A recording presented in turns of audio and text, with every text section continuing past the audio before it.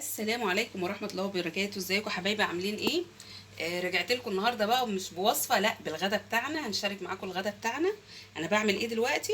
برش كده شويه فلفل اسمر او فلفل اسود.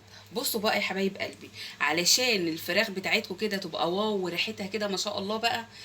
ريحه اجدادنا زمان كده، والبيوت اللي هي بتاعت الريف المصري والبلد كده، بتبقي تحسي كده الاكل بتاعهم بيبقى ليه طعم وحاجه تانية خالص بصراحه. يعني انا لما بروح عند اهلي في البلد، اما باكل من عندهم الفراخ كده بحس ليها ريحه كده، والاكل كده بيبقى ليه ريحه تانية خالص. ليه بقى؟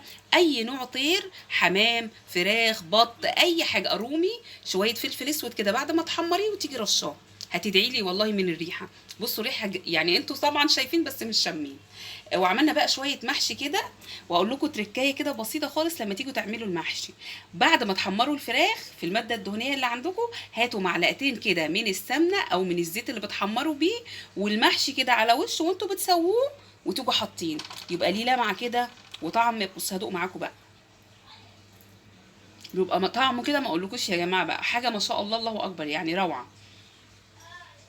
عملنا بقى شويه محشي حلوين، وعملنا شويه رز كده بقى بشعريه، لا مش بشعريه، ده رز واحده وواحده، حاجه كده اللهم بارك. يعني لو عايزين تعرفوا الطريقه والوصفه واحلى ملوخيه ممكن تعملوها، تعالوا عندي، خشوا اتفرجوا على فيديوهاتي. هتكسبوا يا جماعه والله، مش هتخسروا. يعني كلنا ستات بيوت شاطرين وممتازين، بس انا بقول يعني ايه، عندي وصفات حلوه هتعجبكم ان شاء الله. لو عايزين تعرفوا احلى ملوخيه وتبقى كده ما شاء الله جميله جميله جميله، بصوا اللون، بصوا السمك بتاعها وريحتها خطيرة. لو عايزين تعرفوا طريقتها، تعالوا عندي سواء على صفحتي على الفيسبوك منوعات واكلات سهله وبسيطه، او على قناتي على اليوتيوب منوعات واكلات سهله وبسيطه. هتعرفوا احلى طريقه رز واحده واحده وبالشعريه، والرز الابيض، وطريقه الفراخ بجميع انواعها وبصوا وطرقها. وعايزين تعرفوا برضو الفلفل المحشي كده بيبقى حاجه كده اللهم بارك. تعالوا عندي، وما تنسونيش بقى في اللايك وفي الاشتراك والمشاركه والمتابعه. اكبر بيكم معاكم ان شاء الله. احلى الوصفات من ايدي ومنوعات واكلات سهله وبسيطه.